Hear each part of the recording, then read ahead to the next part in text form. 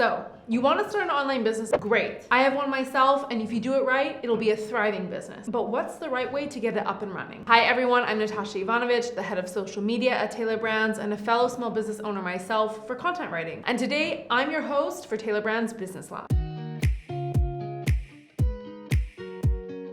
In this video, we're going to talk about how to start an online business. But before we do, don't forget to subscribe to our YouTube channel for new videos and leave a comment below so we can help turn your idea into a business. So let's jump right into it. I started my freelance writing business with no money. All I had was my laptop. I didn't even have a website at first. Of course, as I continued to grow my business, I built a website, designed a logo, and invested in advertising. But before I could do that, I needed to know the product or service I was going to sell. And that's what brings us to our first step. Step number 1, choose a business model. Not all online businesses are the same. Your business model will help you plan how you're going to make a profit, identify your target audience, and set up costs and marketing strategy. You have a few options for your business model. Freelancing, where you sell a skill to another person or business on a project basis. For example, you can be a freelance graphic designer or a freelance social media manager. Coaching and consulting, where you offer your expertise and guidance to businesses and individuals. For example, it can be a life coach, health coach, or business consultant. Affiliate marketing, where you create a website and promote other people's products or services and receive a commission for every sale. Digital products, where you create online courses, worksheets, ebooks, or templates, selling them on platforms like Amazon, Etsy, or eBay. E-commerce, where you sell products or services to people via a website or platform like Amazon, eBay, or Etsy. Drop shipping, where you build an e-commerce store to sell other people's products. Software as a service, where you create a software that helps others do business, charging them a subscription fee. Step number 2, figure out the product or service you want to sell. When starting a business, we often get caught up in coming up with something massive as a business idea. I wanted to open up a writing business where I would connect freelance writers to clients. It was a huge undertaking, and I just became overwhelmed thinking about it. That was my end goal, not my starting point. So when deciding on your product or service, stick to the basics and make it as easy as possible for yourself. Your business will grow, but it will need a solid foundation first. So think about what you can start to sell now. To find your niche market, do the following. Consider your passions and interests. Identify the problems you want to solve. So let's say you love making candles as a hobby and want to help people feel less stressed in their homes. While you may want to jump ahead and open a candle store, remember, stick to the basics. Your focus should be producing candles and connecting with potential customers on social media. Some people set up a quick landing page or sell directly from their social media profiles. Now, if you're struggling coming up with an idea,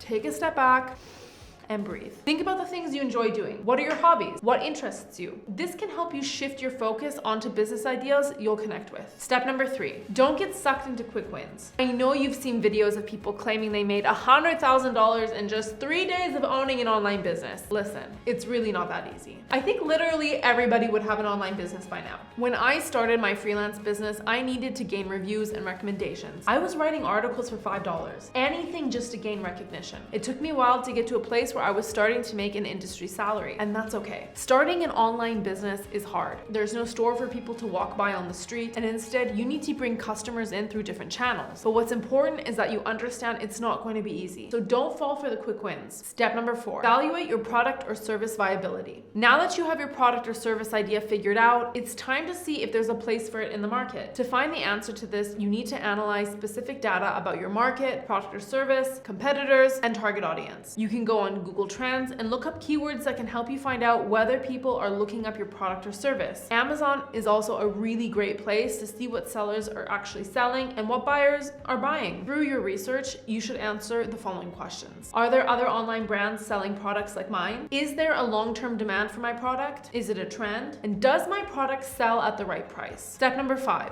build your audience. Having an online business has its challenges. Remember when I said your online store doesn't have a physical storefront? Well, this is one of the challenges. No one knows your business exists online unless you show them. That said, to build your audience, you need to understand who they are. Once you know who they are, you'll understand their needs and how to connect with them. To understand your audience, you need to research the following. Their demographics. This includes location, gender, age, income, and level of education. Their physiographics. This includes their values, interests, beliefs, and opinions. You can find out all this information by exploring your competitors and looking at your social media and website analytics. Once you have this info, you can build your audience. To build your audience, you can do it in 2 ways, via email marketing or social media. And you should be doing both. Whether you have a landing page or website, you should be using an email marketing tool like MailChimp that will ask visitors to subscribe to your newsletter. Once you have their emails, you can send them promotional, educational, or discount emails of your products or services. See, you're keeping them in the loop and reminding them your business exists. Social media is another way to connect with your audience and expand your reach. By creating short-form video content, which will help you get views, you'll be able to showcase your product or service and expand your audience. Once they reach your website, they'll have the opportunity to subscribe to your newsletter. Step number 6, research your competition. Don't worry, everyone snoops on their competition. You need to know what's going on in your neighborhood. Competitor research is an important step in learning about your product or service, and your audience. It can help you see what marketing strategies are working, what their customers are saying about the product or service, and how you can improve it as a business. Step number 7, don't aim for perfection.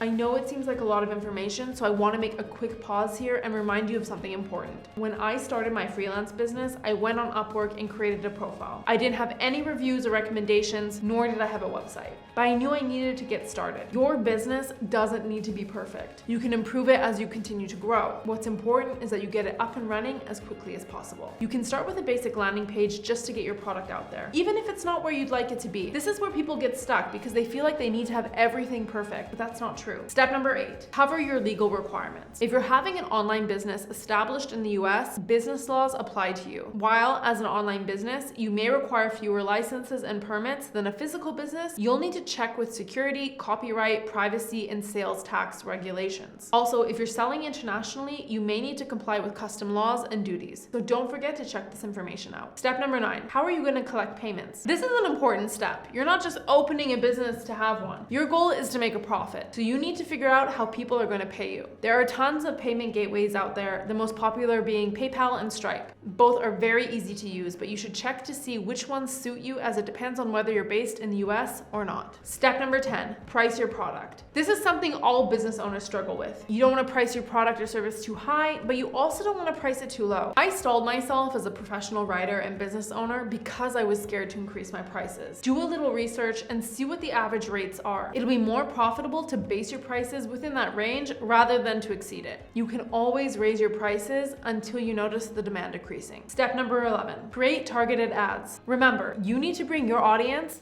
to you. They're not going to find you on their own. This means you should create organic content on your social media profiles, but also do targeted ads on Facebook or Google that can help speed up the process. But for this, you need to know your audience. Spend some time doing some audience research. Is your audience mostly women? Mostly men? How old are they? Where do they spend their time online? What do they like to do? What are their values? By answering these questions, you'll be able to create targeted ads that are being watched by your audience. Aside from targeted ads, you can also use smaller influencers to help you reach out to your audience. Step number 12.